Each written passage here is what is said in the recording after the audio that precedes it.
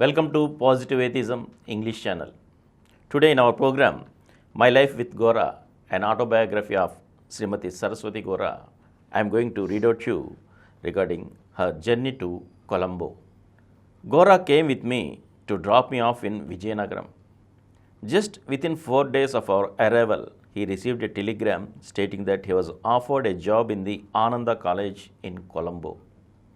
My mother and elder brother said that I should stay over for a couple of months and promised that they would take me to Colombo then. So Gora left for Colombo ahead of me. After he went to Colombo, he started working and rented a house in September 1927. My mother and my third brother Suryanarayanamurthy set out for Colombo to take me there. In those days, you had to travel by train to Dhanushkodi from Madras and by steamboat on the sea to Talaimannaru in Sri Lanka and again to Colombo by train. There were at that time 4 classes in the train: first, second, inter and third class. If one has to go to Sri Lanka, they would check your travel papers as well as luggage in both Dhanushkodi on the Indian side and in Talaimannaru on the Sri Lanka side. This check took a long time for the third class passengers. But since we were traveling in second class, the checking was done promptly. It was the first time for all of us to go on such a long journey. It took 2 days to travel from Madras to Colombo. It was also the first time for me to travel by sea. My mother never ate at that time any foodstuffs cooked outside home. If she traveled a short distance, she wouldn't eat at all. But as this was a 2-day journey, she ate just some fruit on our insistence. Since we sent a telegram to Gora ahead of time, he came to Talaimannaru from Colombo and received us. We all went to Colombo together. We didn't find a suitable house to rent in Colombo right away, so we rented a small apartment in Muslim's house in the Temple Street in Mardana. In those days, any foreigners who visited Colombo must present themselves before government authorities each day for 10 days. Half the day would be spent in doing that. Since Gora had already been there for 2 months, he completed that formality.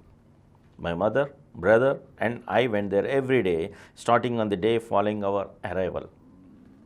My mother and brother came only to stay for 10 days. Half day in each of those 10 days was spent in going to the government office. The second half day was spent in settling down in the new apartment. Of course, we needed time to cook as well.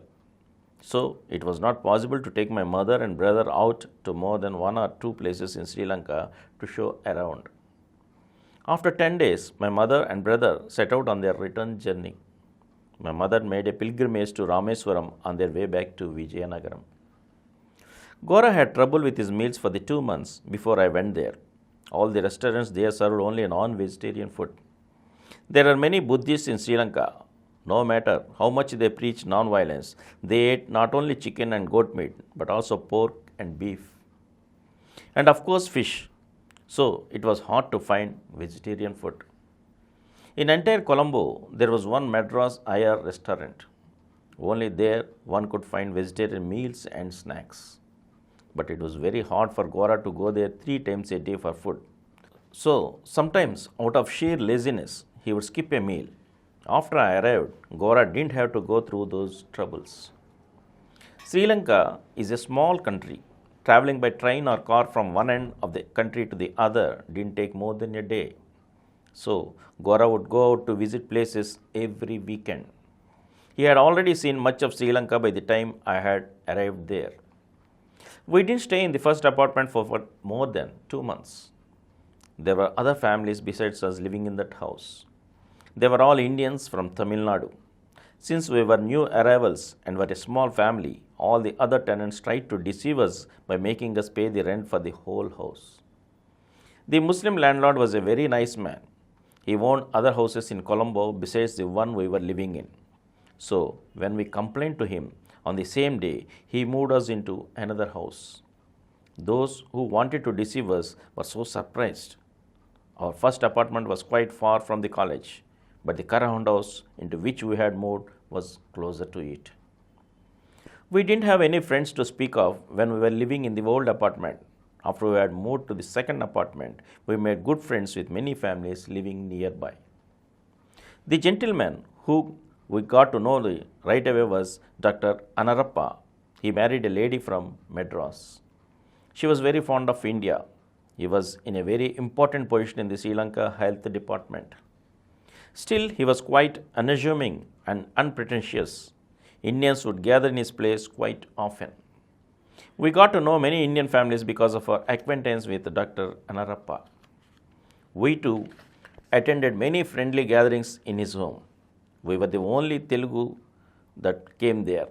The majority of them were Tamil, Malayali and Kannada folks. Some were northern Indian. No wonder we didn't run into Telugu families there. Telugus normally don't get out of their hometown. Occasionally, especially in the last 20 to 25 years, they have been going to other states and countries, but before they never went to other places, especially distant lands. When they heard that Gora went to Madurai and Coimbatore for jobs, everyone said, "Why go that far? Can't one survive in one's own place?" Colombo meant even a farther place, indeed, a different country.